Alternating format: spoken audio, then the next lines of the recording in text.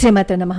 ఇప్పుడు పాకిస్తాన్తో భారతదేశం ఎందుకు కాల్పులు ఆపేసింది, నరేంద్ర మోడీ గారు మధ్యలో ఎందుకు చేశారు, దాని అంతు చూడాలి కదా, అంతు చూడకుండా ఎందుకు వదిలిపెట్టేశారని చెప్పి చాలామంది బాధపడ్డారు కదా. ఇప్పుడు చాలా ఒక అద్భుతమైన న్యూస్ తెలిసింది. అసలు నిజంగా చెప్పాలి అంటే ఇది ఒక మాస్ వార్నింగ్ అనే చెప్పాలి. పాకిస్తాన్కి రెండు ఆప్షన్స్ మాత్రమే ఇచ్చారు. అదేంటంటే ఈ పాక్ ఆక్రమిత కాశ్మీర్ని ఇచ్చేయటము, అలాగే పెహల్గావ్ దాడిలో ఎవరైతే ఉగ్రవాదులు ఆ దాడిని చేశారో వాళ్ళని మనకి అప్పగించాలి. ఈ రెండు ఆప్షన్స్ తప్ప ఇంకా వేరే ఏమీ ఆప్షను లేదు. అసలు మా చర్చల్లో మూడో వ్యక్తి ఎవరైనా కలగజేసుకుంటే ఊరుకోము, ఈ మాట ఎప్పుడో చెప్పారు. అసలు మధ్యలో ఎవరు ఇంకొకరు కల్పించుకోవద్దని. కానీ మధ్యలోనే ఈ డ్రమ్ము గారే వచ్చి నేను కల్పించుకున్నాను, నేనే చేశాను, నా వల్ల ఇదంతా అయిందని చెప్పి బాగా డప్పు కొట్టుకున్నారనుకోండి. అఫ్కోర్స్ మధ్యలో ఈ గోడ మీద పిల్లలాగా అటు ఇటు కిందకి పైకి దిగుతూనే ఉన్నారు, కాసేపు అటేపు కాసేపు ఇటేపు.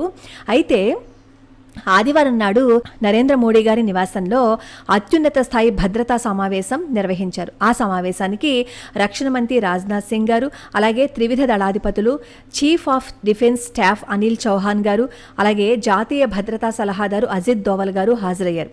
అప్పుడు నరేంద్ర మోడీ గారు మాట్లాడుతూ, ఈ ఆపరేషన్ సింధూర్ ఇంకా ముగిసిపోలేదు, పాకిస్తాన్ గనక మళ్ళీ కాల్పులు జరిపితే భారతదేశం మళ్ళీ అదే స్థాయిలో కాల్పులు జరుపుతుంది, ఈసారి ట్రీట్మెంట్ మామూలుగా ఉండదు, అందులో ఎటువంటి మార్పు లేదని స్పష్టం చేస్తూ ఈ త్రివిధ దళాలకి కూడా చాలా కీలకమైన ఆదేశాలు జారీ చేశారు.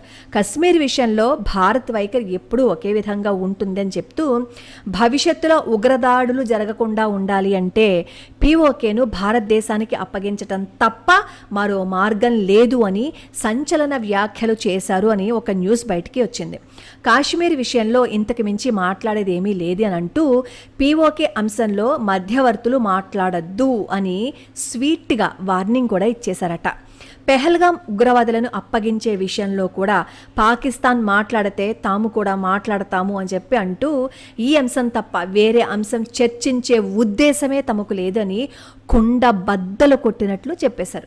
అసలు రేపు పాకిస్తాన్తో చర్చలు జరగబోతోంది 12వ తారీఖున. ఆ చర్చలు జరగబోయే ఈ సమయంలో నరేంద్ర మోడీ గారు చేసిన ఈ వ్యాఖ్యలు హాట్ టాపిక్గా మారాయని వార్తలు వస్తున్నాయి. అబ్బా, ఇది వింటుంటేనే చాలా అద్భుతంగా ఉంది కదా. ఇది కన్ఫర్మ్ అయిపోతే ఎంత బాగుంటుంది. అది నరేంద్ర మోడీ గారి దెబ్బ అంటే. కాళ్ళ బేరానికి వచ్చినప్పుడే మనం కూడా దాంతో బేరాలు ఆడితే అది నోరు మూసుకుని పడుంటుంది.